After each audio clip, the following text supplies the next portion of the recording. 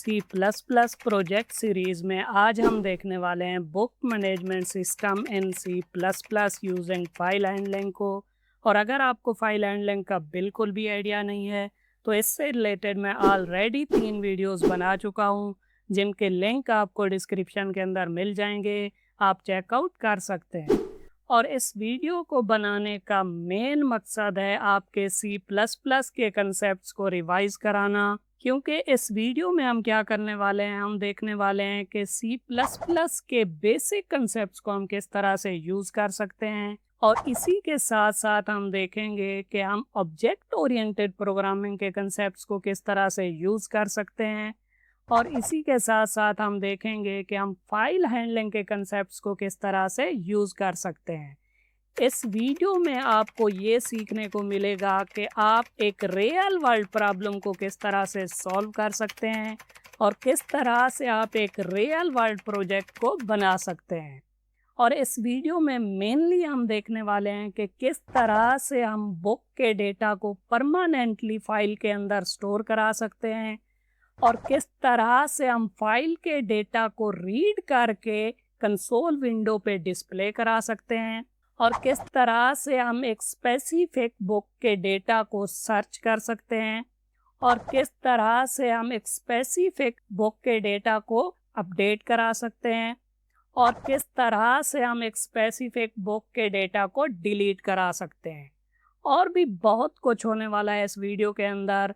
और अगर आपने मेरी C plus plus programming series से रिलेटेड प्रीवियस वीडियोस को नहीं देखा तो प्लेलिस्ट का लिंक आपको डिस्क्रिप्शन के अंदर मिल जाएगा, आप चेकआउट कर सकते हैं। अस्सलाम वालेकुम फ्रेंड्स, वेलकम टू टेक्निकल अमार। सो हम डायरेक्टली चलते हैं डेव सी प्लस प्लस पे और इसे देखते हैं प्रैक्टिकली।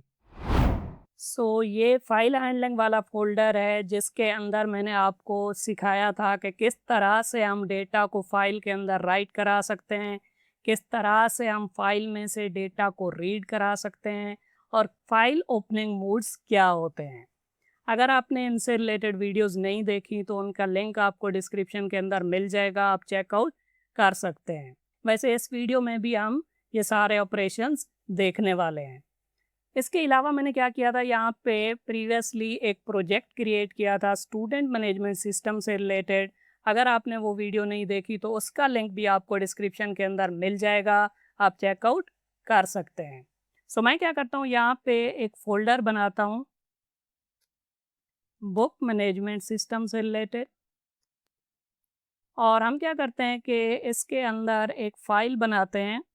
तो यहाँ पे मैं टेक्स्ट डॉक्यूमेंट लेता हूँ और यहाँ पे फाइल का नेम हम रखते हैं बुक मैनेजमेंट सिस्टम। और इसकी जो एक्सटेंशन होगी वो .txt नहीं, बल्कि हम क्या करेंगे, इसे एक cpp फाइल बनाएंगे। तो मैं एंटर प्रेस करता हूँ तो यहाँ पे हमसे पूछा जा रहा है are you sure you want to change it. तो यहाँ पे येस पे मैं क्लिक करता हूँ तो ये एक cpp फाइल बन चुकी है। अब मैं क्या करता हूँ कि इसे डेव सी प्लस प्लस के अंदर ओपन करता हूँ। तो मैं यहाँ पे इसे डबल क्लिक करता हूँ तो ये डेव सी प्लस प्लस के अंदर फाइल ओपन हो चुकी है। हम क्या करते हैं कि स्क्रैच से ये वाला प्रोजेक्ट देखते हैं। फर्स्ट ऑफ ऑल मैं क्या करता हूँ, यहाँ पे हेडर फाइल इंक्लूड कराता हूँ, हैश इंक्लूड आयोस्ट्रीम। और सेकंड यहाँ पे हेडर फाइल हम इंक्लूड कराएंगे फाइल हैंडलिंग से रिलेटेड, जो कि होगी hash include F stream. F stream header file हम यहाँ पे इंक्लूड कराएंगे ताकि हम फाइल से रिलेटेड जो ऑपरेशंस हैं वो परफॉर्म कर पाएँ। उसके बाद मैं क्या करता हूँ, यहाँ पे लिखता हूँ यूजिंग नेम स्पेस std। और यहाँ पे हम मेन फंक्शन बना लेते हैं और यहाँ पे मैं क्या करता हूँ, लिखता हूँ रिटर्न 0। तो ये क्या किया, हमने एक बेसिक स्ट्रक्चर बना लिया सी प्लस प्लस का। अब मैं क्या करता हूँ कि यहाँ पे एक क्लास बनाता हूँ बुक से रिलेटेड, क्योंकि हम बुक मैनेजमेंट सिस्टम देखने वाले हैं। तो मैं यहाँ पे एक क्लास बनाता हूँ बुक और उसके अंदर हम क्या करेंगे, डेटा मेंबर्स और डेटा फंक्शंस को लिखेंगे। तो यहाँ पे मैं क्या करता हूँ, कुछ प्राइवेट डेटा मेंबर्स बनाता हूँ।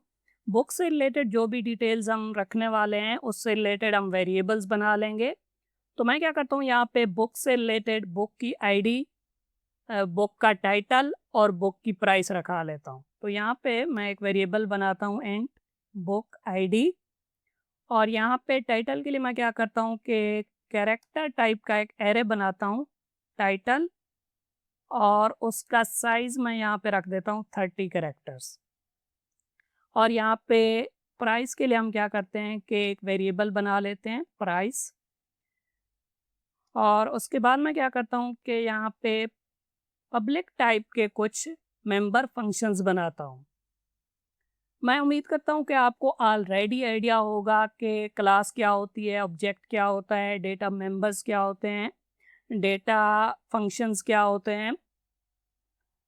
और अगर आपको इन चीज़ों का आइडिया नहीं है तो काइंडली आप मेरी C plus plus tutorial for beginners वाली प्लेलिस्ट को ज़रूर चेकआउट करें, जिसका लिंक आपको डिस्क्रिप्शन के अंदर मिल जाएगा। ये सारी चीज़ें मैं ऑलरेडी एक्सप्लेन कर चुका हूँ। तो मैं क्या करता हूँ यहाँ पे एक कंस्ट्रक्टर बनाता हूँ बुक से रिलेटेड, और जैसा कि आप जानते हैं कि कंस्ट्रक्टर का नेम वही होता है जो कि क्लास का नेम होता है, और इसका कोई भी रिटर्न टाइप नहीं होता। तो जैसे ही बुक का कोई ऑब्जेक्ट बनेगा तो ये कंस्ट्रक्टर चलेगा। तो मैं क्या करता हूँ, इनिशियली कुछ वैल्यूज़ रखाना चाहता हूँ, और बुक आईडी के तौर पे मैं यहाँ पे क्या करूँगा, बुक आईडी 0 रखाऊँगा। और यहाँ पे टाइटल में, ताकि मैं स्ट्रिंग के फंक्शंस को यूज़ कर पाऊँ, इसलिए मुझे क्या करना पड़ेगा, यहाँ पे एक हेडर फाइल इंक्लूड करानी पड़ेगी, हैश इंक्लूड सी स्ट्रिंग। और यहाँ पे अब मैं क्या करूँगा कि कॉपी करूँगा एक स्ट्रिंग को टाइटल के अंदर, और वो स्ट्रिंग क्या होगी, यहाँ पे मैं एम्प्टी स्ट्रिंग रखता हूँ, और यहाँ पे प्राइस जो है वो मैं 0 रखा देता हूँ। सो अगर यूज़र जो है वो ऑब्जेक्ट के अंदर कोई भी वैल्यू सेंड नहीं करेगा तो क्या होगा, यहाँ पे object by default in values के साथ इनिशियलाइज हो जाएगा। तो हमने यहाँ पे कंस्ट्रक्टर बना लिया। अब मैं क्या करता हूँ कि एक फंक्शन बनाता हूँ जिसकी मदद से हम क्या करेंगे कि ऑब्जेक्ट के जो ये डेटा मेंबर्स हैं इनमें वैल्यूज़ रखाएंगे। मैं क्या करता हूँ, यहाँ पे एक फंक्शन बनाता हूँ सेट बुक डेटा, और हम क्या करेंगे, यूज़र से वैल्यूज़ लेंगे। तो यहाँ पे मैं यूज़र को एक मैसेज शो कराता हूँ, inter book ID of a book. तो यूज़र क्या करेगा, यहाँ पे वैल्यू एंटर करेगा, तो उसे हम रखाएंगे बुक आईडी के अंदर। उसके बाद मैं क्या करता हूँ, इसी को यहाँ से कॉपी करता हूँ और यहाँ पे पेस्ट कर देता हूँ, और यहाँ पे inter title of a book, और यहाँ पे हम क्या करेंगे, टाइटल ले लेंगे यूज़र से। तो यहाँ पे एक्सट्रैक्शन ऑपरेटर क्या करता है कि स्पेस को डीलिमिटर मानता है। अब फॉर एग्जांपल आपने बुक का जो नेम है वो रखना है C plus plus for beginners, तो सी प्लस प्लस के बाद जैसे ही आप स्पेस देंगे तो एक्सट्रैक्शन ऑपरेटर क्या समझेगा कि आपने वैल्यू ले ली है टाइटल में, जस्ट सी प्लस प्लस को स्टोर कराएगा, उसके बाद वाली जो स्ट्रिंग है उसे स्टोर नहीं कराएगा। ठीक है, तो इसलिए हम क्या करेंगे, यहाँ पे गेट लाइन फंक्शन का यूज़ करेंगे। तो मैं क्या करता हूँ, यहाँ पे cin dot getline function का यूज़ करता हूँ यहाँ पे। और गेट लाइन फंक्शन के अंदर आपको क्या करना पड़ेगा, फर्स्ट ऑफ ऑल आप क्या करेंगे, यहाँ पे वेरिएबल का नेम लिखेंगे। तो यहाँ पे हमारे पास वेरिएबल का नेम है टाइटल, और सेकंड जो यहाँ पे आर्गुमेंट होगा वो होगा साइज, कि कितने कैरेक्टर्स आप लेना चाहते हैं। तो यहाँ पे क्योंकि टाइटल हमारे पास एक एरे है जिसका टोटल साइज है 30, तो यहाँ पे भी मैं पास कर देता हूँ 30। एक और चीज़ है जो कि काफ़ी डिटेल में मैं अपनी प्रीवियस वीडियोस में समझा चुका हूँ कि जब भी हम गेट लाइन फंक्शन का यूज़ करते हैं तो कंपाइलर क्या करता है कि बफर से वैल्यू को उठा लेता है, तो उसकी वजह से फ्रेश वैल्यू यहाँ पे नहीं आती। इसलिए हमें क्या करना पड़ेगा, इससे पहले सी इन डॉट इग्नोर फंक्शन का यूज़ करना पड़ेगा, ताकि कंपाइलर क्या करे, बफर को इग्नोर करे और फ्रेश वैल्यू ले यूज़र से।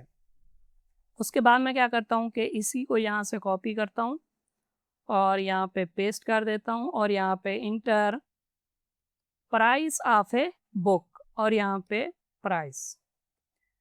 तो इस तरह हम क्या कर सकते हैं कि यूज़र से वैल्यू ले सकते हैं और एक ऑब्जेक्ट को इनिशियलाइज करा सकते हैं उन वैल्यूज़ के साथ। उसके बाद मैं क्या करता हूँ कि हो सकता है कि यूज़र डेटा को देखना भी चाहे, तो उसके लिए हम एक फंक्शन बनाते हैं डिस्प्ले बुक डेटा। और यहाँ पे मैं क्या करता हूँ कि इसी को यहाँ से कॉपी करता हूँ और यहाँ पे पेस्ट कर देता हूँ और क्योंकि हम यूज़र से वैल्यू नहीं लेने वाले तो इसे हम इरेज कर देते हैं, इसे भी इरेज कर देते हैं और इसे भी यहाँ से इरेज कर देते हैं। और यहाँ पे हमारे पास होगा book ID of a book is और यहाँ पे title of a book is और यहाँ पे price of a book is और यहाँ पे हम क्या करेंगे कि बुक आईडी को प्रिंट कराएंगे और लाइन को चेंज कर देंगे। और यहाँ पे क्या होगा कि हम टाइटल को प्रिंट कराएंगे और लाइन को एंड कर देंगे और यहाँ पे हम प्राइस को प्रिंट कराएंगे और लाइन को एंड कर देंगे। उसके बाद मैं क्या करना चाहता हूँ, यहाँ पे एक गेटर बनाना चाहता हूँ आईडी से रिलेटेड, क्योंकि जब भी हम किसी बुक को सर्च करेंगे, अपडेट करेंगे या डिलीट करेंगे तो वो हम बुक आईडी की बेस पे करेंगे। ठीक है, तो यहाँ पे मैं एक फंक्शन बनाता हूँ गेट बुक आईडी। ओके, और यहाँ पे हम क्या करते हैं, रिटर्न कर देते हैं बुक आईडी। और यहाँ पे मैं क्या करता हूँ कि बुक आईडी क्योंकि इंट टाइप की है तो यहाँ पे रिटर्न टाइप होगा इंट। तो हमने क्या किया, यहाँ पे क्लास बना ली। सिंपली हमने कुछ भी नहीं किया, यहाँ पे जस्ट एक क्लास बनाई, उसमें 3 मेंबर वेरिएबल्स बनाए और कुछ मेंबर फंक्शंस बनाए। बुक से रिलेटेड यहाँ पे हमने एक कंस्ट्रक्टर बनाया set book data, display book data और यहाँ पे हमने एक गेटर बनाया गेट बुक आईडी। सो अब मैं क्या करता हूँ कि मेन फंक्शन के अंदर फर्स्ट ऑफ ऑल यूज़र को एक मेन्यू शो कराता हूँ जिसमें से वो सिलेक्ट करेगा कि वो बुक के डेटा को इंसर्ट कराना चाहता है, बुक के डेटा को डिस्प्ले कराना चाहता है, सर्च कराना चाहता है, अपडेट कराना चाहता है। तो उसके लिए फ़र्स्ट ऑफ ऑल हम क्या करते हैं, यहाँ पे मैं क्या करता हूँ कि \n और यहाँ पे \n से क्या होगा, लाइन चेंज होगी फर्स्ट ऑफ ऑल। उसके बाद मैं क्या करता हूँ, यहाँ पे लिखता हूँ \t एंड \t। इससे क्या होगा कि लेफ़्ट से थोड़ी सी स्पेस आएगी और हमारा प्रोजेक्ट जो है वो देखने में अच्छा लगेगा। और यहाँ पे मैं क्या करता हूँ कि ये वाला सिंबल एंटर करता हूँ, ये पावर वाला जो सिंबल होता है। उसके बाद मैं क्या करता हूँ कि लाइन को एंड कर देता हूँ और इसी को हम क्या करते हैं, यहाँ से कॉपी करते हैं और यहाँ पे पेस्ट कर देते हैं और यहाँ पे भी पेस्ट कर देते हैं। और यहाँ पे मैं \n नहीं लगाऊंगा क्योंकि इसके बाद ऑलरेडी हम लाइन को एंड कर चुके हैं और यहाँ पे भी \n हम नहीं लगाएंगे। और यहाँ पे क्या करते हैं हम कि ये जो मिड वाली हमारी सी आउट वाली स्टेटमेंट है इसमें हम लिखते हैं बुक मैनेजमेंट सिस्टम। ओके हो गया। और क्योंकि ये भी 3 टैब के बाद स्टार्ट हो रहा है, ये भी 3 टैब के बाद स्टार्ट हो रहा है और ये भी 3 टैब के बाद स्टार्ट हो रहा है, तो बिल्कुल ही स्टार्टिंग में हमें दिखेगा बुक मैनेजमेंट सिस्टम। हम चाहते हैं कि ये सेंटर में शो हो, तो उसके लिए मैं क्या करता हूँ कि यहाँ पे \t और सॉरी \t तो यहाँ पे मैंने 2 टैब्स और दे दिए ताकि ये सेंटर में शो हो। ओके हो गया। सो मैं क्या करता हूँ, कंपाइल एंड रन करके आपको दिखाता हूँ। तो ये हमें शो होगा एज ए टाइटल के तौर पे बुक मैनेजमेंट सिस्टम। तो आप यहाँ पे देख सकते हैं कि हमें शो हो रहा है बुक मैनेजमेंट सिस्टम, मैं क्या करता हूँ इसे थोड़ा जूम करता हूँ। जब भी मैं रिकॉर्डिंग के दौरान जूम करता हूँ तो ये जो कर्सर है ये डबल हो जाता है, तो इसे आपने इग्नोर करना है। ओके हो गया। तो यहाँ पे मैं क्या करता हूँ, एक और \t लगाता हूँ क्योंकि ये जो बुक मैनेजमेंट सिस्टम था ये सेंटर में नहीं था। ओके हो गया। अब हम क्या करते हैं कि यहाँ पे मेन्यू शो कराते हैं यूज़र को। मेन्यू के लिए मैं क्या करता हूँ कि इसी स्टेटमेंट को यहाँ से कॉपी करता हूँ और इसके बाद यहाँ पे पेस्ट कर देता हूँ और यहाँ पे हम क्या करेंगे, मेन्यू शो कराएंगे। मेन्यू के लिए फर्स्ट ऑफ ऑल मैं यूज़र को ऑप्शन देता हूँ कि 1 एंटर करो अगर आपने इंसर्ट कराना है बुक का डेटा। तो यहाँ पे इंसर्ट बुक डेटा और इसी को हम कॉपी कर लेते हैं और यहाँ पे पेस्ट कर देते हैं और यहाँ पे 2 एंटर करो, 3, 4, 5, 6। यहाँ पे इंसर्ट बुक डेटा और 2 पे हम ऑप्शन देते हैं डिस्प्ले बुक डेटा और 3 पे हम देते हैं सर्च बुक डेटा और यहाँ पे हम देते हैं डिलीट बुक डेटा और 5th पे हम देते हैं अपडेट बुक डेटा और 6th पे हम यहाँ पे देते हैं एग्जिट। ओके हो गया। अब जैसे ही यूज़र एक एक्शन परफॉर्म करेगा, यानी कि वो बुक का डेटा इंसर्ट कराना चाहता है, तो उसके बाद क्या होगा, इंसर्शन के बाद प्रोग्राम क्लोज हो जाएगा। बट मैं नहीं चाहता हूँ कि प्रोग्राम क्लोज हो, मैं चाहता हूँ कि उसके बाद दोबारा उसे मेन्यू शो हो और वो कोई और ऑपरेशन यहाँ पे परफॉर्म कर पाए। तो उसके लिए हमें क्या करना पड़ेगा कि इस मेन्यू को हमें रखाना पड़ेगा एक लूप के अंदर। तो मैं क्या करता हूँ, यहाँ पे एक लूप लगाता हूँ, वाइल लूप, और यहाँ पे मैं ट्रू पास करता हूँ ताकि ये लूप चलता रहे। जस्ट ये लूप उस वक्त एंड होगा जब यूज़र यहाँ से सिलेक्ट करेगा एग्जिट। इसके अलावा वो जो भी ऑपरेशन परफॉर्म करेगा तो उसे उसके बाद दोबारा ये मेन्यू शो होगा। तो मैं क्या करता हूँ कि इसे यहाँ से कट करता हूँ और इस वाइल लूप के अंदर पेस्ट कर देता हूँ। उसके बाद मैं क्या करता हूँ, इसकी फॉर्मेटिंग कर लेता हूँ। सो यूज़र यहाँ से जो भी ऑप्शन सिलेक्ट करेगा उसके लिए हमें क्या करना पड़ेगा, यहाँ पे एक वेरिएबल बनाना पड़ेगा। मैं क्या करता हूँ, यहाँ पे इंट टाइप का एक वेरिएबल बनाता हूँ चॉइस के नाम से। सो यूज़र जो भी यहाँ से चॉइस सिलेक्ट करना चाहेगा उसे हम ले लेंगे चॉइस के अंदर। ओके हो गया। तो अब मैं क्या करता हूँ कि इस प्रोग्राम को दोबारा कंपाइल एंड रन करता हूँ। सो मैं क्या करता हूँ, यहाँ पे फर्स्ट ऑप्शन सिलेक्ट करता हूँ इंसर्ट बुक डेटा। मैंने यहाँ पे 1 एंटर किया तो उसके बाद आप देख सकते हैं कि मेन्यू हमें दोबारा शो हो रहा है, हमारा प्रोग्राम क्लोज नहीं हुआ। और यहाँ पे मैं 2 इंसर्ट करता हूँ तो दोबारा मेन्यू शो हो रहा है, हमारा प्रोग्राम क्लोज नहीं हुआ। बट मैं चाहता हूँ कि ये बार बार हमें मेन्यू शो ना हो, बल्कि एक ही जो मेन्यू है वो शो हो और उसी की जगह पे दोबारा वही मेन्यू शो हो जाए। ठीक है, तो वो हम किस तरह से कर सकते हैं, हम क्या करेंगे, यहाँ पे एक फंक्शन का यूज़ करेंगे, सिस्टम फंक्शन का, और उसके अंदर हम पास करेंगे CLS यानी क्लियर स्क्रीन। तो इससे क्या होगा, जैसे ही लूप दोबारा चलेगा तो प्रीवियस जो स्क्रीन है वो क्लियर हो जाएगी और उसी जगह पे ये मेन्यू दोबारा शो होगा। ओके हो गया। अब जैसे ही यूज़र ने कोई चॉइस एंटर की तो उस चॉइस की बेस पे हमने क्या करना है कि एक्शन परफॉर्म करना है। अब मैं क्या करता हूँ, यहाँ पे स्विच केस का यूज़ करता हूँ और ये जो चॉइस है ये पास कर देता हूँ और यहाँ पे हम क्या करेंगे, केसेस को हैंडल करेंगे। अगर चॉइस के अंदर 1 हुआ तो केस 1 यहाँ पे चलेगा। उसके बाद हमने क्या करना है, केस 1 के अंदर कोडिंग करनी है। आप चाहें तो केस 1 का ब्लॉक बना सकते हैं और अगर चाहें तो आप स्किप भी कर सकते हैं ब्लॉक को। पर मैं क्या करता हूँ, यहाँ पे इसका एक ब्लॉक बना लेता हूँ ताकि रीडेबिलिटी रहे कि ये केस 1 है।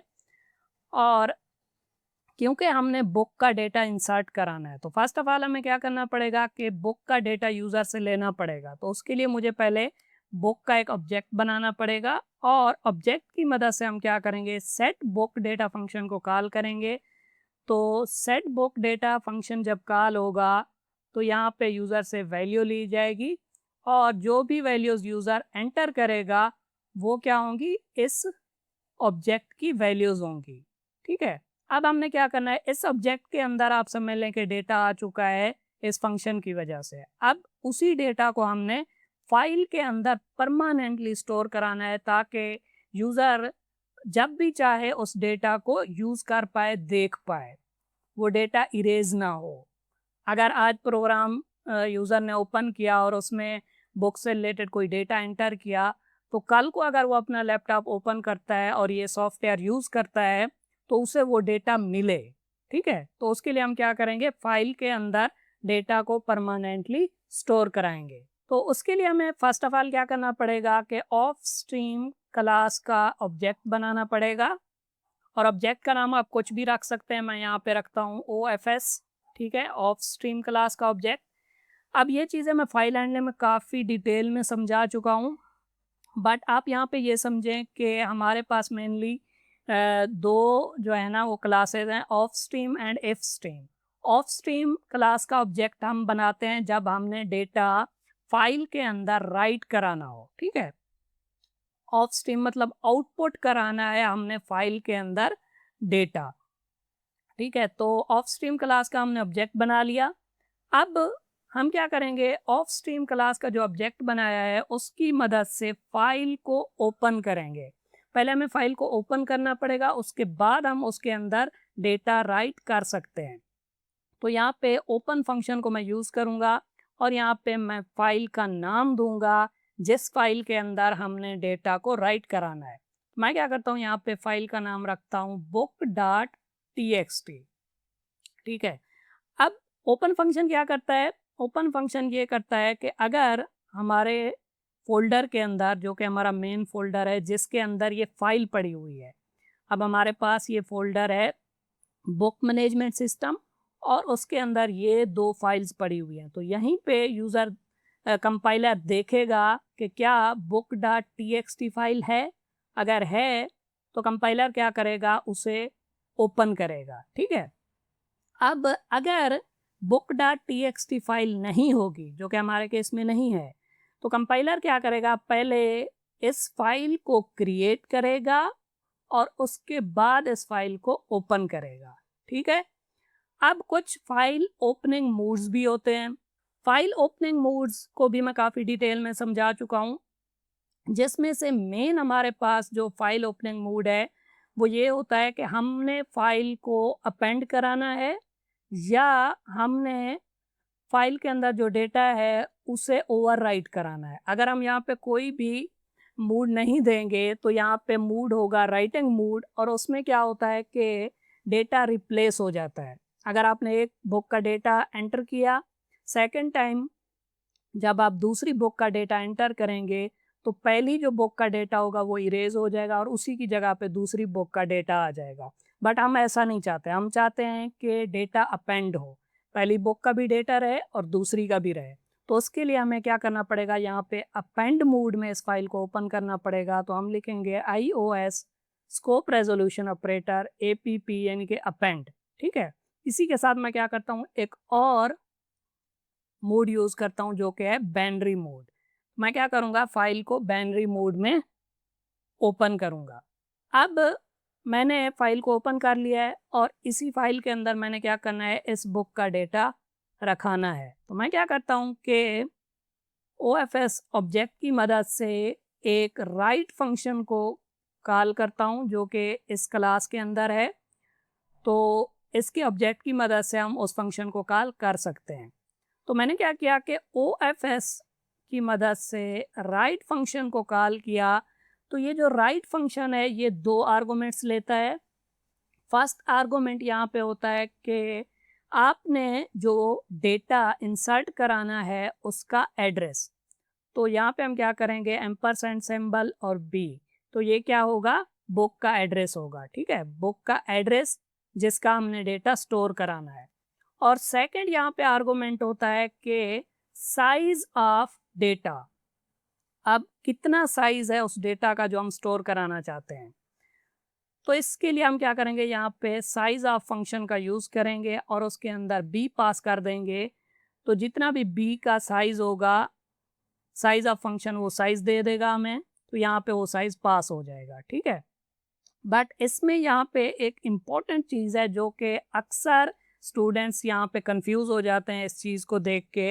वो ये है कि यहाँ पे जो हमने एड्रेस पास करना है बुक का, वो इस तरह से पास नहीं करना। अब देखो, राइट फंक्शन हमने नहीं बनाया। अब हमें नहीं पता कि वहाँ पे राइट फंक्शन में जो पैरामीटर्स हैं वो किस तरह के हैं। यहाँ पे ये जो हम पास करते हैं ये एक्चुअल आर्गुमेंट्स होते हैं, और वहाँ पे फंक्शन की डेफिनेशन के वक्त जो होते हैं वो फॉर्मल आर्गुमेंट्स होते हैं। तो राइट फंक्शन बनाने वालों ने क्या किया, वहाँ पे एक पॉइंटर बनाया जो कि कैरेक्टर टाइप का था, ठीक है? और यहाँ पे हम जो एड्रेस भेज रहे हैं वो तो बुक टाइप का है। अब राइट फंक्शन बनाने वालों को ये तो पता नहीं था कि हम बुक टाइप का एड्रेस पास करेंगे, ठीक है? तो उन्होंने कैरेक्टर टाइप का एक पॉइंटर वहाँ पे बनाया इस डेटा को रिसीव करने के लिए, ठीक है? तो हमें क्या करना पड़ेगा, यहाँ पे कास्टिंग करनी पड़ेगी। तो हम क्या करेंगे, ये जो बुक का डेटा है इसे कैर पॉइंटर में कास्ट करेंगे, ठीक है? तो आपने क्या करना है, इसकी कास्टिंग ज़रूर करनी है। ये थोड़ा क्रिटिकल पॉइंट है, ये समझने वाली बात है कि आपने क्या करना है, यहाँ पे बुक के डेटा को कास्ट करना है कैर पॉइंटर के अंदर और उसके बाद यहाँ पे राइट फंक्शन में पास करना है। तो अब क्या होगा, इस फंक्शन की मदद से ये जो बुक का डेटा है ये राइट हो जाएगा फाइल के अंदर। कौन सी file, book dot T file. तो अब हम क्या करेंगे कि क्लोज कर देंगे उस फाइल को, क्योंकि हमने जो ऑपरेशन कराना था वो हमने कर लिया, हमने डेटा स्टोर करा दिया। जब हम यहाँ पे क्लोज फंक्शन को यूज़ करेंगे तो क्लोज फंक्शन दो काम करता है। एक तो इस फाइल को सेव करा देता है, इसमें जो भी डेटा होगा उसे सेव करा देगा परमानेंटली, और दूसरा क्या करेगा, यहाँ पे इस फाइल को क्लोज भी कर देगा, ठीक है? तो यहाँ पे हम यूज़र को मैसेज शो कराएंगे कि डेटा जो है वो इंसर्ट हो चुका है। तो मैं क्या करता हूँ, फर्स्ट ऑफ ऑल यहाँ पे \t लगाता हूँ और यहाँ पे लिखता हूँ कि बुक डेटा इंसर्टेड सक्सेसफुली। के बाद मैं लाइन को चेंज करता हूँ, क्योंकि यहाँ पे हम व्हाइल लूप का यूज़ कर रहे हैं। तो क्या होगा कि ये स्टेटमेंट दिखने से पहले ही ये स्टेटमेंट जैसे ही दिखेगी उसके बाद लूप जो है ना वो दोबारा चलेगा। तो क्लियर स्क्रीन की वजह से ये वाली जो स्टेटमेंट है वो हम अच्छे से देख नहीं पाएंगे। तो मैं क्या करता हूँ, स्क्रीन को थोड़ी देर के लिए यहाँ पे रोकता हूँ। तो उसके लिए हम क्या करेंगे, गेट सी एच का यूज़ करेंगे। तो मैं क्या करता हूँ, एक स्टेटमेंट भी यहाँ पे यूज़ कर लेता हूँ ताकि यूज़र को पता चले कि उस जो रुकी हुई स्क्रीन है उससे आगे कैसे बढ़ना है, ठीक है? तो यहाँ पे मैं क्या करूँगा, मैं यूज़र को एक मैसेज शो कराऊँगा, enter any key to continue, ठीक है? और यहाँ पे उसके बाद मैं क्या करूँगा, गेट सी एच का यूज़ करूँगा। तो गेट सी एच क्या करेगा, स्क्रीन को रोक के रखेगा जब तक कि आप कोई की एंटर नहीं करेंगे। और क्योंकि हम केस को हैंडल कर रहे हैं तो एट द एंड हम यहाँ पे ब्रेक लगाएंगे। तो इस तरह हमने देखा कि किस तरह से हम बुक के डेटा को परमानेंटली स्टोर करा सकते हैं।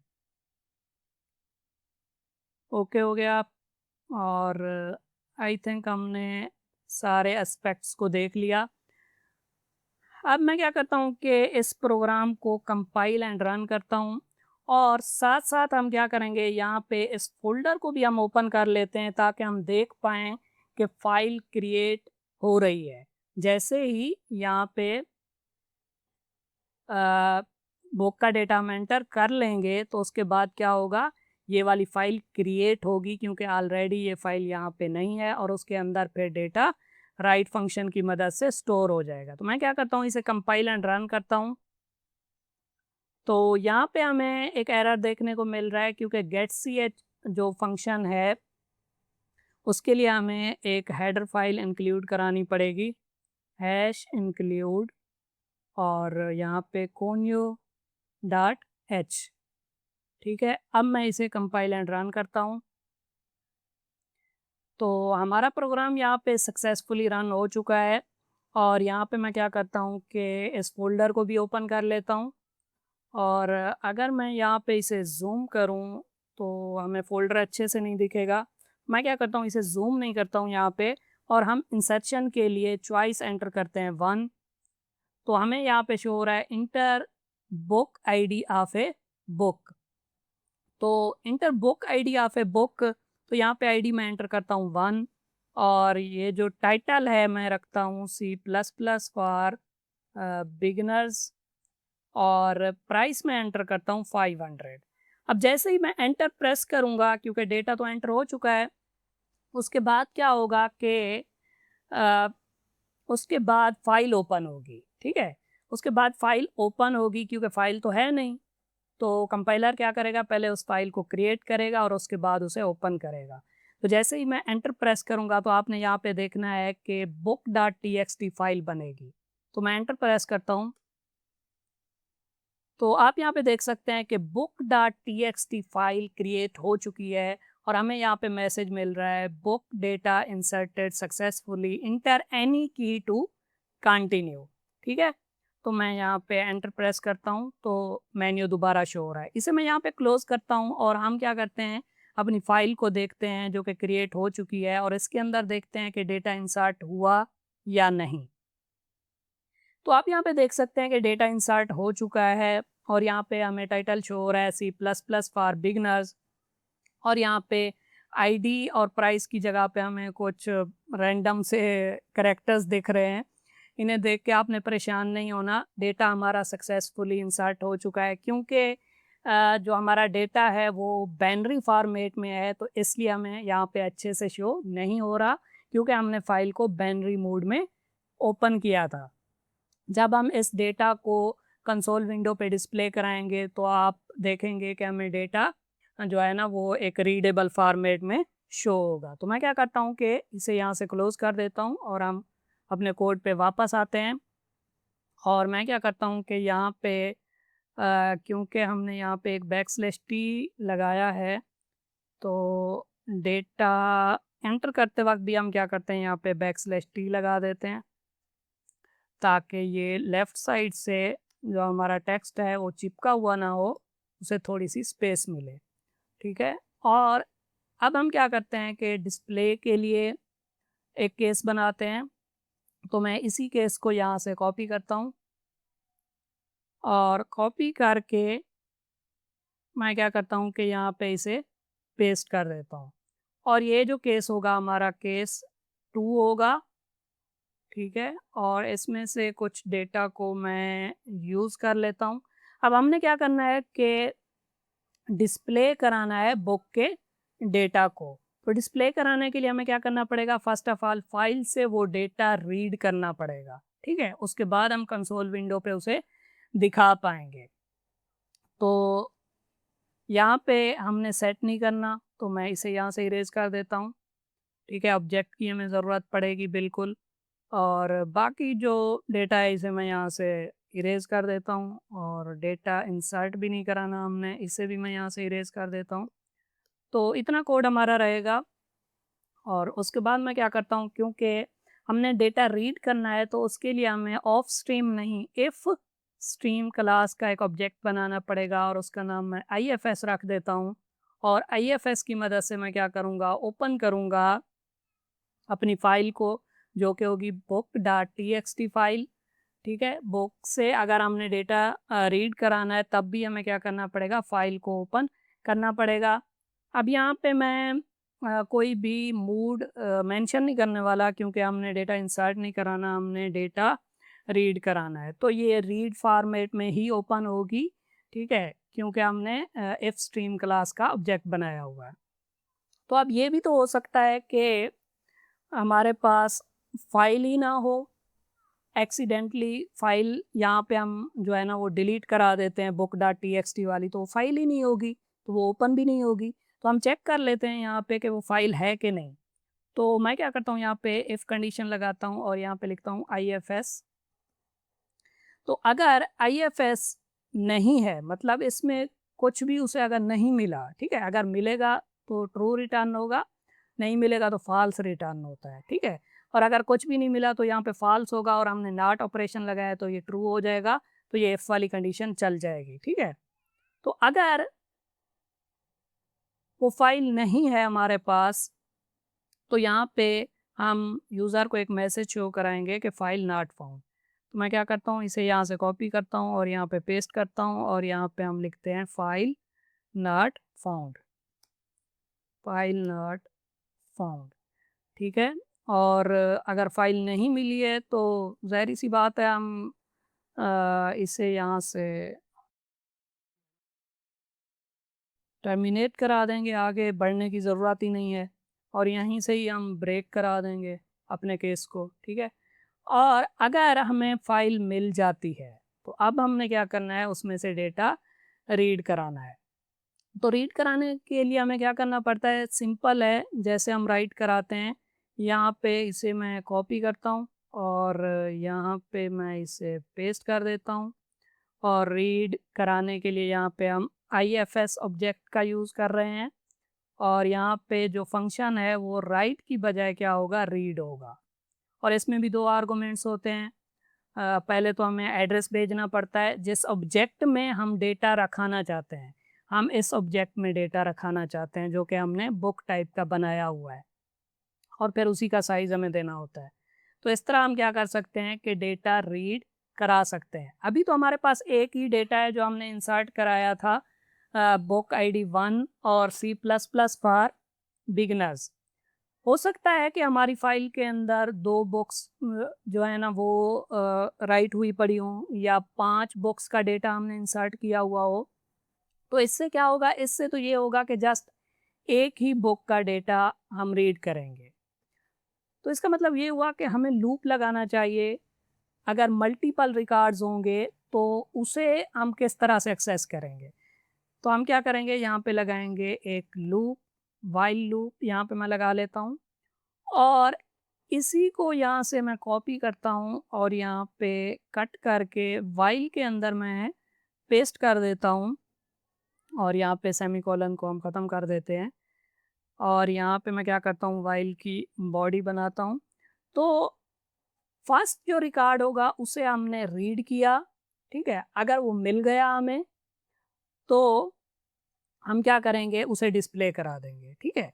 तो B dot display book data और उसके बाद क्या होगा, लूप दोबारा चलेगा तो अब जो पॉइंटर है वो दूसरे रिकॉर्ड को पॉइंट करेगा और यहाँ पे दूसरा रिकॉर्ड रीड होगा और उसे भी हम डिस्प्ले करा देंगे, ठीक है।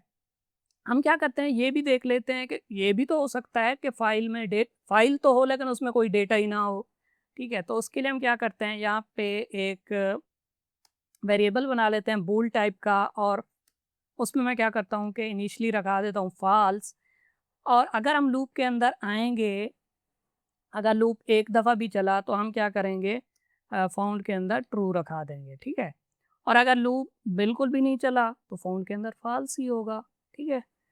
अगर लूप चल जाता है तो हमें डेटा दिख जाएगा, ठीक है। और अगर लूप नहीं चलता है तो हम क्या करेंगे, यहाँ पे कंडीशन लगाएंगे और देखेंगे कि अगर फाउंड के अंदर अभी भी फॉल्स है, मतलब ये लूप चला ही नहीं है, तो मतलब डेटा मिला ही नहीं है, ठीक है। तो यहाँ पे हम जो है ना प्रिंट करा देंगे कि फाइल एम्प्टी है।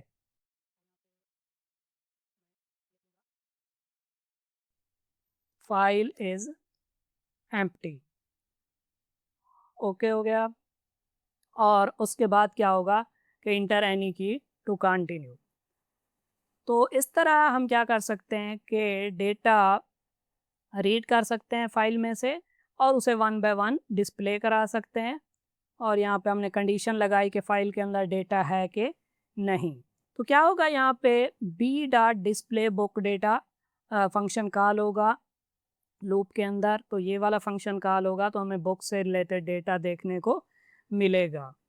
सेपरेशन के लिए मैं क्या करता हूँ, ताकि हर जो डेटा है वो सेपरेट हमें शो हो, इसे मैं यहाँ से कॉपी करता हूँ और यहाँ पे पेस्ट कर देता हूँ। हर बुक का डेटा दिखाने से पहले हम ये सिंबल लगा देंगे, बल्कि मैं एक और सिंबल यहाँ पे यूज़ कर लेता हूँ। ये वाला सिंबल हम यहाँ पे यूज़ कर लेते हैं। ओके हो गया। और जितने टैब्स हमने यहाँ पे दिए थे मेन्यू के बिल्कुल नीचे मैं उस डेटा को डिस्प्ले कराना चाहता हूँ, तो यहाँ पे मैं इसे पेस्ट कर दूँगा और यहाँ पे भी पेस्ट कर दूँगा और यहाँ पे भी पेस्ट कर दूँगा। सो अब मैं क्या करता हूँ कि इस प्रोग्राम को दोबारा कंपाइल एंड रन करता हूँ और मैं क्या करता हूँ कि इसे ज़ूम कर लेता हूँ। तो आप यहाँ पे देख सकते हैं कि हमें शो हो रहा है बुक मैनेजमेंट सिस्टम। तो मैं क्या करता हूँ यहाँ पे एंटर करता हूँ 2 ताकि हम बुक का डेटा देख पाएँ। मैंने यहाँ पे 2 एंटर किया, तो आप यहाँ पे देख सकते हैं कि हमें शो हो रहा है book ID of a book is 1, title उसका आ रहा है C plus plus for beginners और प्राइस उसकी आ रही है 500। ये वो डेटा है जो कि हमने इंसर्ट कराया था। ठीक है, तो मैं एंटर करता हूँ यहाँ पे ताकि हमें दोबारा मेन्यू शो हो और यहाँ पे मैं क्या करता हूँ एक और डेटा इंसर्ट करने के लिए 1 प्रेस करता हूँ। तो 1 मैंने प्रेस किया और उसके बाद inter book ID of a book, तो यहाँ पे बुक की आईडी हम 2 रख लेते हैं और यहाँ पे हम बुक का नेम रखते हैं सी फॉर बिगिनर्स और यहाँ पे इसकी प्राइस हम 400 रख देते हैं और मैं एंटर करता हूँ। तो book data inserted successfully, inter any key to continue, तो मैं एंटर प्रेस करता हूँ तो मेन्यू में दोबारा शो हो रहा है। अब यहाँ पे मैं डिस्प्ले कराता हूँ डेटा को, तो आप यहाँ पे देख सकते हैं कि 2 बुक्स का यहाँ पे रिकॉर्ड हमें शो हो रहा है। एक बुक है जिसकी आईडी 1 है और दूसरी बुक है जिसकी आईडी क्या है 2 है। तो अब हम क्या करते हैं कि एंटर करते हैं, एंटर एनी की, ठीक है, तो दोबारा हमें मेन्यू शो हो रहा है। सो अब हम क्या करते हैं कि जो थर्ड केस है हमारा उसे हैंडल करते हैं सर्च बुक डेटा। तो उसके लिए मैं क्या करता हूँ कि सेकंड केस को यहाँ से कॉपी करता हूँ क्योंकि इसे हम रीयूज़ करने वाले हैं और अब हम क्या करेंगे कि क्विकली काम करेंगे क्योंकि ज़्यादातर हम क्या करने वाले हैं कि कोड को रीयूज़ करने वाले हैं। बट यहाँ पे मैं क्या करता हूँ कि केस का नेम रखता हूँ 3 और हम क्या करते हैं कि यहाँ पे बुक टाइप का एक ऑब्जेक्ट बना लेते हैं और उसके बाद हम क्या करते हैं यहाँ पे रीड करते हैं फाइल को, क्योंकि हमने डेटा सर्च आउट करना है फाइल में से, कोई एक स्पेसिफिक डेटा सर्च करके कंसोल विंडो पे दिखाना है, तो हमें ज़ाहिर सी बात है कि बुक में से डेटा को रीड करना पड़ेगा। और हमें क्या करना पड़ेगा, फर्स्ट ऑफ ऑल यूज़र से एक आईडी लेनी पड़ेगी कि कौन सी आईडी वाली बुक को वो सर्च करना चाहता है। ठीक है, तो यहाँ पे हम क्या करेंगे कि एक वेरिएबल बनाएंगे बुक आईडी और यहाँ पे यूज़र को हम एक मैसेज शो कराएंगे। मैं क्या करता हूँ कि ये वाला जो मैसेज है यहाँ से कॉपी करता हूँ और यहाँ पे पेस्ट कर देता हूँ और यहाँ पे यूज़र को हम मैसेज शो कराते हैं कि enter book ID to search book record. ठीक है, और यहाँ पे मैं क्या करता हूँ कि लाइन को एंड नहीं करता हूँ यहाँ पे मैं, ठीक है, ताकि कर्सर यहाँ पे ही हमें दिखे जब हम वैल्यू इंटर कराने लगे। और उसके बाद मैं क्या करता हूँ कि CNBID, ठीक है, और यहाँ पे मैं थोड़ी सी स्पेस दे देता हूँ और यहाँ पे हमने क्या किया, बुक टाइप का एक ऑब्जेक्ट बनाया। तो अब हम इस केस को हैंडल करते हैं कि अगर यूज़र ने एक बुक आईडी एंटर की है तो उसकी बेस पे फाइल में से हम वो वाला रिकॉर्ड किस तरह से डिस्प्ले करा सकते हैं। बट उससे पहले अगर आपने अभी तक वीडियो को लाइक नहीं किया तो क्या कर रहे हो भाई, वीडियो को फटाफट लाइक करो क्योंकि वीडियो को लाइक करना बिल्कुल फ्री है। आपके वीडियो लाइक करने से हमें मोटिवेशन मिलती है और हम आपके लिए इस तरह की इंफॉर्मेटिव वीडियोस लाते रहते हैं। और आपके लाइक करने से यूट्यूब को भी एक सिग्नल जाता है कि ये वीडियो इंफॉर्मेटिव है, यूज़र्स यहाँ पे इंगेजमेंट दिखा रहे हैं। तो यूट्यूब क्या करता है कि इस वीडियो को मज़ीद पुश करता है दूसरे स्टूडेंट्स के पास। ठीक है, तो आप क्या करें, वीडियो को लाइक करें, शेयर करें अपने दोस्तों के साथ और एक अच्छा सा कमेंट भी कर दें। तो अब हम क्या करते हैं, यहाँ पे हमने यूज़र से एक बुक आईडी ले ली। ठीक है, हमने एक ऑब्जेक्ट बनाया बुक से रिलेटेड, हमने क्या किया यहाँ पे इफ स्ट्रीम क्लास का एक ऑब्जेक्ट बनाया, उसकी मदद से बुक जो फाइल है उसे ओपन किया, यहाँ पे चेक किया कि बुक वाली फाइल है कि नहीं, ठीक है। अब उसके बाद हमने रीड भी करना है बुक में से, तो हमने रीड भी करा लिया। मल्टीपल रिकॉर्ड्स हो सकते हैं तो वाइल लूप भी हमें लगाना पड़ेगा। अब यहाँ पे मेन कंडीशन आती है कि हमने एक ही रिकॉर्ड को डिस्प्ले कराना है, सभी रिकॉर्ड्स को हमने डिस्प्ले नहीं कराना, ठीक है। तो उसके लिए हमें क्या करना पड़ेगा, यहाँ पे कंडीशन लगानी पड़ेगी, और कंडीशन में हमें क्या करना पड़ेगा, जो भी बुक यहाँ से सर मतलब के रीड होके आती है, फर्स्ट बुक रीड होके आई, तो हमने चेक करना है कि यूज़र इसी बुक का रिकॉर्ड तो नहीं देखना चाह रहा, ठीक है। तो उसके लिए हम क्या करेंगे, ये जो बुक है इसकी आईडी को मैच कराएंगे बी डॉट, हमने एक फंक्शन बनाया था गेट बुक आईडी के नाम से, जो कि क्या करता था, बुक की आईडी रिटर्न करता था, ठीक है। यहाँ पे आप देख सकते हैं कि ये वाला फंक्शन गेट बुक आईडी क्या करता है, बुक आईडी रिटर्न करता है। तो यहाँ पे क्या होगा कि ये जो बुक है, जो फर्स्ट बुक रीड होके आई है, उसकी आईडी आ जाएगी यहाँ पे। अब हम उसे मैच करेंगे कि क्या ये बी आईडी के बराबर है, जो कि यूज़र ने अभी एंटर की है सर्च करने के लिए, ठीक है। अगर ये उसी के बराबर है तो मतलब यूज़र यही वाला रिकॉर्ड सर्च करना चाहता था, तो वही रिकॉर्ड हम उसे दिखा देंगे। तो मैं क्या करता हूँ, यहाँ पे ये जो कोड है इसे यहाँ से कट करता हूँ और यहाँ पे पेस्ट कर देता हूँ, ठीक है। तो अगर हमें वो रिकॉर्ड मिल जाता है तो हम क्या करेंगे, यहाँ पे वो वाला रिकॉर्ड डिस्प्ले करा देंगे, और अगर कोई और रिकॉर्ड होता है जिसकी आईडी मैच नहीं करती तो वो वाला रिकॉर्ड हम डिस्प्ले नहीं कराएंगे, ठीक है।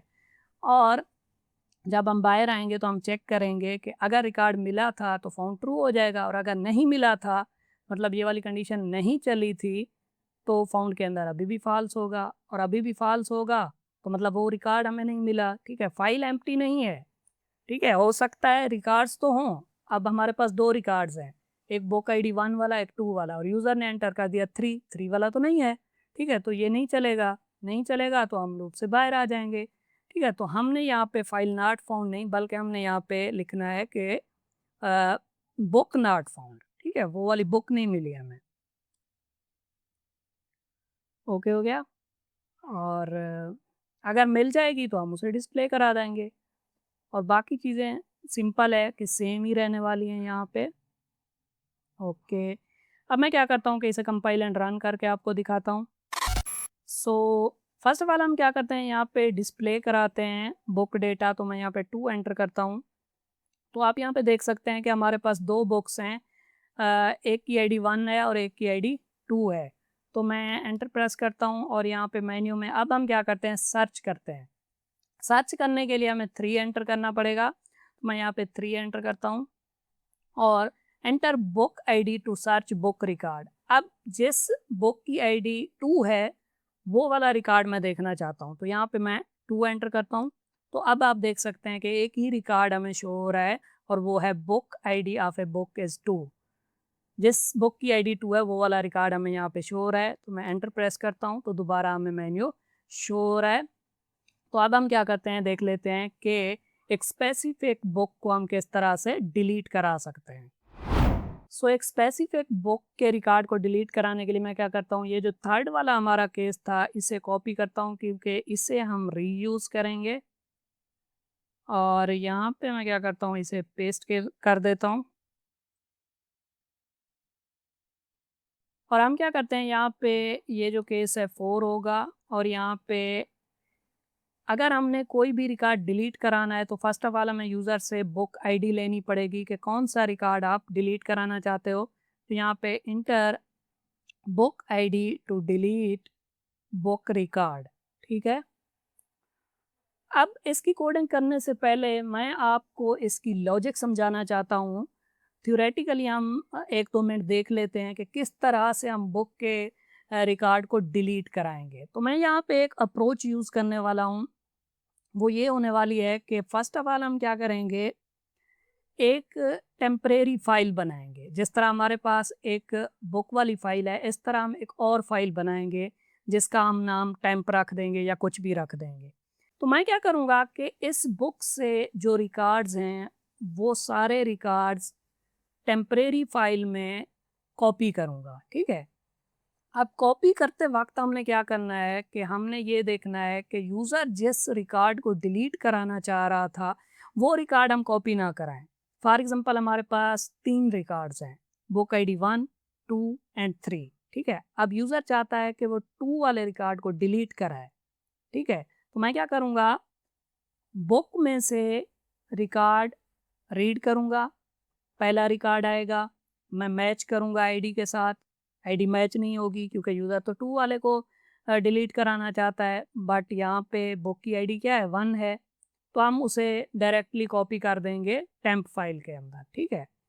और सेकंड टाइम पे जब लूप चलेगा तो बुक में से दूसरा रिकॉर्ड आएगा और यूज़र भी दूसरे रिकॉर्ड को डिलीट कराना चाहता है, तो हम क्या करेंगे, हम मैच करेंगे आईडी, अगर आईडी मैच हो जाएगी तो हम क्या करेंगे, उस रिकॉर्ड को टेम्प फाइल के अंदर स्टोर नहीं कराएंगे, ठीक है? क्योंकि हम उस रिकॉर्ड को डिलीट कराना चाहते हैं तो हम उसे स्टोर नहीं कराएंगे टेम्प फाइल के अंदर। फिर थर्ड रिकॉर्ड आएगा तो आईडी मैच नहीं होगी, जहाँ पे आईडी मैच नहीं होगी वो वाले सारे रिकॉर्ड्स हम टेम्प फाइल के अंदर रखाएंगे, जहाँ पे मैच होगी वो रखाएंगे ही नहीं, ठीक है? रखाएंगे नहीं तो ये वाला जो रिकॉर्ड होगा जिसे यूज़र डिलीट कराना चाहता है, ये टेम्प फाइल के अंदर नहीं होगा, ठीक है? अब टेम्प फाइल के अंदर वो रिकॉर्ड्स आ चुके हैं जो कि बाकी बचते हैं इस रिकॉर्ड को डिलीट करने के बाद। अब मैं क्या करूँगा, हमारे पास 2 फाइल्स हैं। बुक वाली जो फाइल है उसमें तो तीनों रिकॉर्ड्स हैं, ठीक है? इसे मैं रिमूव कर दूँगा, इस फाइल को ही मैं डिलीट कर दूँगा, ठीक है? जो टेम्प वाली फाइल है हमारी, उसमें अब 2 रिकॉर्ड्स हैं, रिकॉर्ड नंबर 1 एंड 3, और हमें भी वही चाहिए। और टेम्प वाली फाइल को मैं रीनेम करके दोबारा book.txt रख दूंगा, तो क्या होगा कि उसके अंदर अब 2 रिकॉर्ड्स होंगे और सेकंड वाला जो रिकॉर्ड है वो डिलीट हो चुका होगा। तो ये अप्रोच हम अपनाने वाले हैं। मे बी थ्योरेटिकली आपको टफ लग रही हो ये अप्रोच, लेकिन कोड के पॉइंट ऑफ व्यू से ये काफ़ी इजी है। तो हम इसका कोड देख लेते हैं। फर्स्ट ऑफ ऑल हम लेंगे यूज़र से book ID to delete book record, ठीक है? और हमें बुक का ऑब्जेक्ट भी चाहिए क्योंकि हमने रीड कराना है, तो बुक के अंदर हम ज़ाहिर सी बात है बुक वाले ऑब्जेक्ट के अंदर डेटा रखाएंगे। तो रीड के लिए हमें यहाँ पे ज़ाहिर सी बात है एफ स्ट्रीम का यूज़ करना पड़ेगा। अब क्योंकि हम एक टेम्प फाइल बनाना चाहते हैं और उसके अंदर डेटा को स्टोर कराना चाहते हैं, तो हमें यहाँ पे ऑफ स्ट्रीम क्लास की भी ज़रूरत पड़ेगी। तो मैं क्या करता हूँ कि हमारे पास जो फर्स्ट केस था, ठीक है? फर्स्ट केस में से मैं कुछ डेटा जो है वो यहाँ से कॉपी करना चाहता हूँ, ये वाला डेटा, ठीक है? और यहाँ पे हम आते हैं और यहाँ पे मैं इसे पेस्ट कर देता हूँ, ठीक है?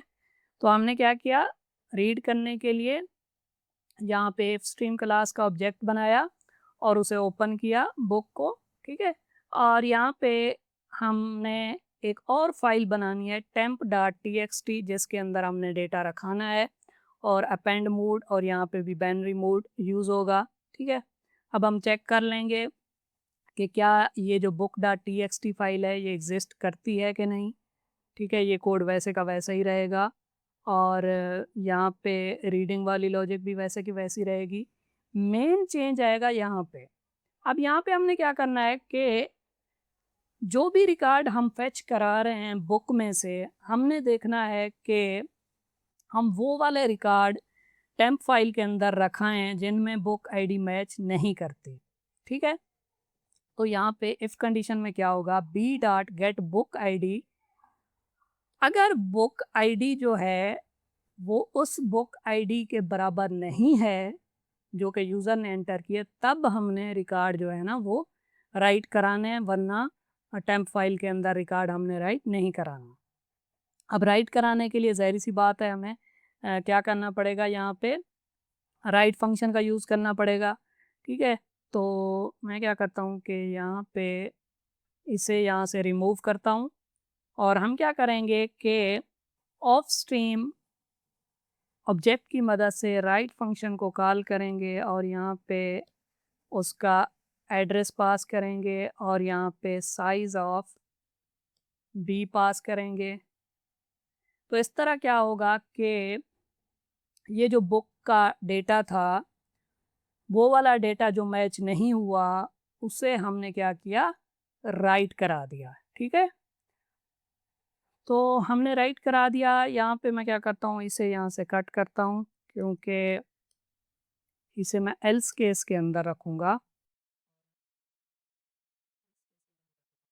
तो अब क्या होगा कि अगर डेटा मैच ना हुआ, यानी कि फॉर एग्ज़ाम्पल फर्स्ट रिकॉर्ड था वो मैच नहीं होगा, तो हमने उसे राइट करा दिया टेम्प फाइल के अंदर, क्योंकि ये जो ओएफएस है ये टेम्प फाइल के साथ अटैच हो चुका है यहाँ पे, ठीक है। तो टेम्प फाइल के अंदर हमने रिकॉर्ड रखाया। अब सेकंड जब रिकॉर्ड आएगा, उसमें तो बुक आईडी इक्वल होगी तो ये चलेगा नहीं, एल्स चलेगा तो उसमें हमने जस्ट फाउंड ट्रू रख दिया, ठीक है। तो इससे क्या होगा कि वो वाला रिकॉर्ड स्किप हो जाएगा जो कि यूज़र डिलीट कराना चाहता था। आई होप कि आपको ये लॉजिक समझ में आई होगी। अब जब हम लूप के बाहर आएंगे तो हम चेक करेंगे कि फाउंड के अंदर अभी भी फॉल्स है क्या, ठीक है। फाउंड के अंदर फॉल्स तब होगा जब वो वाला रिकॉर्ड हमें बिल्कुल मिलेगा ही नहीं, ठीक है। और अगर मिलेगा तो एल्स चलेगा, तो इसमें ट्रू आ जाएगा। तो अब हम यहाँ पे चेक करेंगे कि अगर फाउंड के अंदर फॉल्स है तो हमें बुक नहीं मिली, ठीक है। और अगर फाउंड के अंदर ट्रू हो चुका है तो हम यहाँ पे एल्स वाला केस भी यहाँ पे चलाएंगे। और यहाँ पे मैं क्या करूँगा, इसे यहाँ से कॉपी करूँगा और यहाँ पे मैं लिखूँगा book data deleted successfully. Okay हो गया। तो आई होप कि आपको ये चीज़ समझ में आई होगी। बट यहाँ पे एक दो केसेस और भी हमने देखने हैं। और यहाँ पे जस्ट अ मिनट, हमने गलती की है यहाँ पे। वो ये है कि जब हम फाइल को ओपन करते हैं तो हमें फाइल को क्लोज भी करना होता है, ठीक है। तो यहाँ पे आप देख सकते हैं कि जब हमने फाइल में से डेटा रीड कर लिया तो हमें चाहिए था कि हम क्या करते, यहाँ पे इस फाइल को क्लोज करते जो कि हमने ओपन की थी। तो यहाँ पे ifs डॉट क्लोज, ठीक है। और मे बी इससे कोई एरर ना आए, लेकिन सेफ्टी के लिए ये अच्छा होता है कि हम फाइल को क्लोज भी करें। तो यहाँ पे भी हम क्या करते हैं, फाइल को क्लोज कर देते हैं। यहाँ पे भी हमने क्या किया था, डेटा रीड किया था, तो हमने इसे क्लोज कर दिया। और अब यहाँ पे क्योंकि दो फाइल्स हैं हमारे पास, तो दोनों को हमें क्लोज करना पड़ेगा। तो यहाँ तक ये जो डेटा है ये था हमारा। और यहाँ पे इसके बाद हम फाइल का कोई यूज़ नहीं कर रहे हैं। ifs डॉट क्लोज और ofs डॉट क्लोज, ठीक है। ये एक छोटी सी करेक्शन थी जो कि हमने कर ली। अब क्या होगा कि यहाँ पे जो डेटा है वो टेम्प फाइल के अंदर आ चुका है और बुक के अंदर सारे रिकॉर्ड्स पड़े हुए हैं।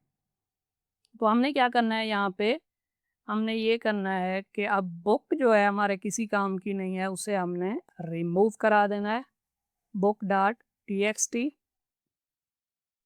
और अगर हम चाहते हैं कि टेम्प की बजाय हमारी फाइल का नाम हो जाए बुक, तो हम उसे रीनेम कर सकते हैं रीनेम फंक्शन की मदद से। तो अब टेम्प फाइल के अंदर क्या आ चुका है, दो रिकॉर्ड्स हैं, पहला और तीसरा। तो उस फाइल को हमने अब नाम दे दिया है बुक डॉट txt, क्योंकि ऑलरेडी हम बुक डॉट txt को रिमूव कर चुके हैं। और उसके बाद फिर ये हम कंडीशन लगा देंगे कि बुक मिली नहीं मिली, डिलीट हुई नहीं हुई, ठीक है। अब हम क्या करते हैं, इसे कंपाइल एंड रन करके चेक करते हैं।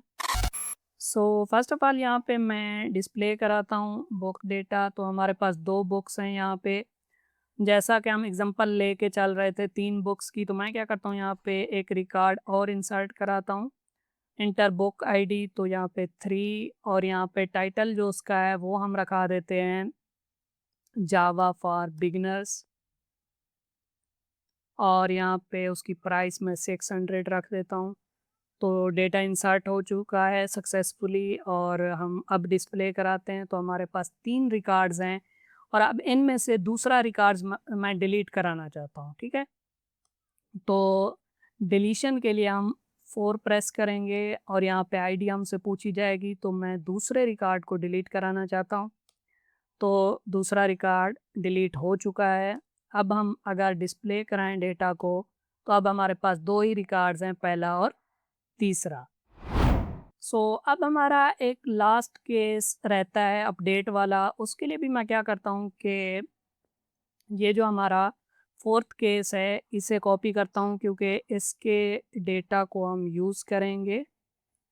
और यहाँ पे मैं इसे पेस्ट कर देता हूँ और इसे हम केस बना लेते हैं 5, जो कि अपडेट के लिए होगा। Enter book ID to update book record. अब अपडेट करने के लिए भी ज़ाहिर सी बात है, हमें यूज़र से आईडी लेनी पड़ेगी कि कौन सी बुक को वो अपडेट कराना चाहता है। उसके बाद क्या होगा कि सेम यही अप्रोच हम यूज़ करेंगे जो डिलीशन वाली थी, ठीक है। हम टेम्प फाइल का ही यूज़ करेंगे इसमें भी। और यहाँ पे चेंज होगा कि अगर हमें मिल जाती है वो वाली बुक, ठीक है, जो कि यूज़र ने बुक आईडी एंटर की है, रीड करते वक्त अगर हमें वो बुक मिल जाती है, तो हमने क्या कराना है, उसकी जगह पे एक नया रिकॉर्ड इंसर्ट कराना है, ठीक है। तो नया रिकॉर्ड इंसर्ट कराने के लिए हमें क्या करना पड़ेगा, हमें यहाँ पे B dot set book data function को कॉल करना पड़ेगा। उससे पहले मैं एक स्टेटमेंट यहाँ पे प्रिंट कराता हूँ, ताकि यूज़र को पता चले कि उसने नया रिकॉर्ड इंसर्ट कराना है। तो यहाँ से मैं इसे कॉपी कर लेता हूँ और यहाँ पे इसे मैं पेस्ट कर देता हूँ और यहाँ पे हम लिखते हैं एंटर न्यू डेटा। और उसके बाद फिर यहाँ पे यूज़र जो है ना वो डेटा एंटर करेगा, आईडी और उसकी प्राइस और टाइटल जो भी है। उसके बाद हम क्या करेंगे, उसे राइट करा देंगे टेम्प फाइल के अंदर, ठीक है। बट इसमें क्या होगा, क्योंकि ये देखो कि ये कंडीशन के अंदर है, ठीक है। अब कंडीशन के अंदर अगर हम राइट कराते हैं तो क्या होगा कि फॉर एग्जांपल हमारे पास 3 ही रिकॉर्ड हैं। वही एग्जांपल हम ले लेते हैं 1 2 3। अब यहाँ पे 2 वाला जो रिकॉर्ड है उसे यूज़र अपडेट कराना चाहता है। अब जब 1 वाला रिकॉर्ड हम यहाँ से रीड आउट करेंगे, तो ये कंडीशन तो नहीं चलेगी, ठीक है, क्योंकि आईडी मैच नहीं होगी। मैच नहीं होगी तो टेम्प फाइल के अंदर कोई भी डेटा राइट नहीं होगा। राइट नहीं होगा तो पहला रिकॉर्ड तो हमारा वैसे ही लॉस हो जाएगा ना। तो हमने लॉस तो नहीं करना कोई भी रिकॉर्ड, हमने सारे रिकॉर्ड रखाने हैं। जस्ट वो वाला रिकॉर्ड जो कि अपडेट होना है, उसके लिए हमने न्यू डेटा रखाना है। तो हमें क्या करना पड़ेगा, इसको यहाँ से कट करना पड़ेगा और हम क्या करेंगे, ये एल्स वाला केस मैं रहने देता हूँ और यहाँ पे इसे पेस्ट करता हूँ। तो अगर बुक की आईडी हमें मिलती है, ठीक है, तो हम नया रिकॉर्ड जो है ना वो इंसर्ट कराएंगे और वो बी के अंदर आएगा और वो यहाँ पे राइट होगा। और अगर नहीं मिलती है तो कोई नहीं, वही जो रिकॉर्ड हमें मिला था वही का वही जो है ना वो हम टेम्प फाइल के अंदर राइट करा देंगे, ठीक है। और जो फाउंड वाली कंडीशन है उसे आप यहाँ पे लिख सकते हैं कि अगर हमें मिल गई है तो हम उसमें ट्रू रखा देते हैं, ठीक है। जस्ट इतना चेंज करना था हमने और ये हमारा जो है ना अपडेट वाला केस हैंडल हो चुका है। बाकी सारी चीज़ें सेम रहेंगी। और यहाँ पे अगर फॉल्स होता है तो ज़ाहिर सी बात है, बुक का जो है ना वो हमें मिला ही नहीं है रिकॉर्ड। एल्स में अगर फाउंड ट्रू हो जाता है, अगर हमें वो रिकॉर्ड मिल गया है, तो हम यहाँ पे मैसेज शो कराएंगे कि बुक डेटा अपडेटेड सक्सेसफुली। तो अब हम क्या करते हैं, इस केस को भी यहाँ पे टेस्ट कर लेते हैं। तो फर्स्ट ऑफ ऑल मैं क्या करता हूँ, यहाँ पे डिस्प्ले कराता हूँ बुक डेटा। तो यहाँ पे हमारे पास 2 रिकॉर्ड्स हैं, आप यहाँ पे देख सकते हैं, ठीक है। तो मैं क्या करता हूँ कि ये जो हमारा रिकॉर्ड है 3 वाला, इसकी मैं आईडी चेंज करना चाहता हूँ। यहाँ पे इसकी आईडी मैं 2 रखना चाहता हूँ, ठीक है। तो अब मैं क्या करता हूँ कि एंटर करता हूँ कोई भी की और यहाँ पे हमने अपडेट कराना है तो उसके लिए हम 5 एंटर करेंगे। तो यहाँ पे enter book ID to update book record. अब जो 3 वाला रिकॉर्ड था उसे मैं जो है ना चेंज करना चाहता हूँ। तो इंटर न्यू डेटा, अब इसके लिए जो आईडी है मैं वो 2 रखना चाहता हूँ। नेम उसका मैं वही रखना चाहता हूँ, जावा फॉर बिगिनर्स, और प्राइस भी उसकी मैं वही 600 रखना चाहता हूँ। चलें प्राइस इसकी जो है ना 650 कर देते हैं, और मैं एंटर प्रेस करता हूँ तो book data updated successfully, inter any की। तो अब अगर हम डिस्प्ले कराएंगे तो आप यहाँ पे देख सकते हैं जो सेकंड रिकॉर्ड है उसकी आईडी भी चेंज हो चुकी है और उसकी प्राइस भी चेंज हो चुकी है। सो अब हम क्या करते हैं कि देख लेते हैं मेन्यू के अंदर, ये जो हमारे पॉइंट्स हैं इन्हें हम हैंडल कर चुके हैं। अब हमारे पास एक रहता है एग्जिट वाला, क्योंकि लूप क्या कर रहा है, बार बार इस मेन्यू को जो है ना डिस्प्ले करा रहा है। अगर हम चाहते हैं कि हम प्रोग्राम से एग्जिट हो जाएं तो उसके लिए ये वाला केस हम यूज़ करेंगे। तो हम क्या करते हैं, यहाँ पे एक और केस बनाते हैं। तो इसके लिए मैं कुछ भी कॉपी नहीं करता हूँ, यहाँ पे केस बना लेते हैं 6 के नाम से, और यहाँ पे हम ये ब्लॉक बना लेंगे। ठीक है, जब वो एग्ज़िट करना चाहेगा तो हम जो है ना उसका शुक्रिया अदा करेंगे कि उसने हमारे सिस्टम को यूज़ किया। तो उसके लिए मैं क्या करता हूँ कि इसे यहाँ से कॉपी कर लेता हूँ और यहाँ पे पेस्ट कर देता हूँ। तो यूज़र यहाँ पे एग्ज़िट करने लगा है, तो उससे हम ये एक मैसेज शो कराएँगे कि thanks for visiting our system. उसके बाद हमने अब एग्ज़िट कराना है, तो मैं इससे यहाँ से कॉपी कर लेता हूँ और यहाँ पे जो है ना पेस्ट कर देता हूँ और enter any key to continue करूँगा। तो उसके बाद मैं क्या करता हूँ, एग्ज़िट लगाता हूँ, सॉरी एग्ज़िट। एग्ज़िट ज़ीरो का मतलब होता है कि प्रोग्राम सक्सेसफुली जो है ना वो टर्मिनेट हो रहा है, ठीक है? तो एग्ज़िट ज़ीरो का हम यूज़ करेंगे तो हम प्रोग्राम से एग्ज़िट हो जाएँगे, प्रोग्राम क्लोज़ हो जाएगा। इसी के साथ-साथ हमें क्या करना पड़ेगा, एक डिफ़ॉल्ट केस भी हैंडल करना पड़ेगा, क्योंकि हमारे पास जो है वो मेन्यू में नंबरिंग जो है वो 6 तक है। ये भी तो हो सकता है कि यूज़र 7 एंटर कर दे, जो कि जिस केस को हम हैंडल ही नहीं कर रहे, तो उसके लिए क्या होगा, डिफ़ॉल्ट चलेगा, ठीक है?